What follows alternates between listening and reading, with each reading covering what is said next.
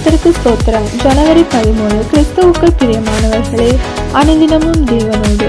ஜனவரி 13 நாளொரு கிருபை. நீர் எனக்கு பாராட்டின உமது கிருபை பெரியது. சங்கீதம் 86:13.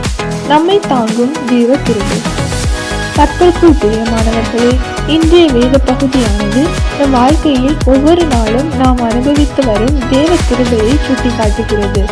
குழந்தையாய் கால்கள் தடுமாறும் தருணம் முதல் வாழ்க்கை தடம் மாறி போகும் அனைத்து சூழ்நிலைகளிலும் தேவ கிருபையானது நம்மை தாங்கி வழிநடத்தி வந்ததை எவராலும் மறக்க முடியாது. என்றோ மடிந்து போயிருக்க வேண்டிய நம்மை இன்றைய தினத்தில் பிரவேசிக்க செய்திருப்பதும் தேவனுடைய பெரிதான கிருபை. தேவனுக்கு பயந்து நீதிமான்களாய் வாழ்ந்த நோவா மற்றும் லோத்தின் மூலம் அவர்கள் குடும்பத்தினரும் கிருபையினால் அழிவுக்கு தப்புவிக்கப்பட்டார்கள். நாமும் தேவ பயத்தோடு வாழ்வோமே ஆனால் பூமிக்கு வானம் எவ்வளவு உயரமா இருக்கிறதோ அதுபோல நம்மேலும் கிருபையானது அவ்வளவு பெரிதாய் இருக்கும். கிருபை பெருகும் வழிமுறைகள். வெற்றி வாழ்க்கைக்கு தேவ கிருபையானது அடித்தளமானது. ஆவிக்குரியவர்களாய் உலகில் வாழ தேவ கிருபையானது இன்றியமையாதது. தாவீதுக்கு அருளின நிச்சயமான கிருபைகளை தேவன் நம் வாழ்க்கையிலும் கட்டளையிடுவார். நம் வாழ்க்கையில் சுயபலத்தை முதன்மைப்படுத்தாமல் தேவ கிருபையை முன்னிறுத்தி வாழ்வது அவசியம்.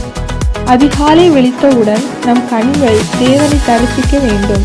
தேவ கிருபை வேண்டி கிருபாசன தண்டை ஓடி வர வேண்டும். தேவனை ஸ்தோத்தரிப்பதால் கிருபை பெருகும். தாழ்மையினால் கிருபை கிடைக்கும். கிறிஸ்துவின் வார்த்தைக்கு கீழ்ப்படிந்தால் வாழ்க்கை கிருபையினால் நிரம்பும். மலைகள் விலகினாலும் பர்வதங்கள் நிலை பெயர்ந்தாலும் அவர் கிருபை நம்மை விட்டு விலகாமல் இருப்பதாக. கிருபாகார பலியாம் கிறிஸ்துவின் கிருபையின் கரம் தாமே ஜீவனுள்ள நாட்களெல்லாம் நம்மை பின்தொடர்வதாக. இந்நாளிலும் நித்திய கிருபைகள் வேண்டும் அப்பா. கிருபை வரங்களை தாரும் அப்பா. உன் கிருபை மட்டும் போதும் அப்பா. உன் கிருபைகள் என் வாழ்வில் தொடர வேண்டும் அப்பா என்று சொல்லி ஜெபிப்போம். கிருபை நம்மோடு இருப்பதாக. ஆமென்.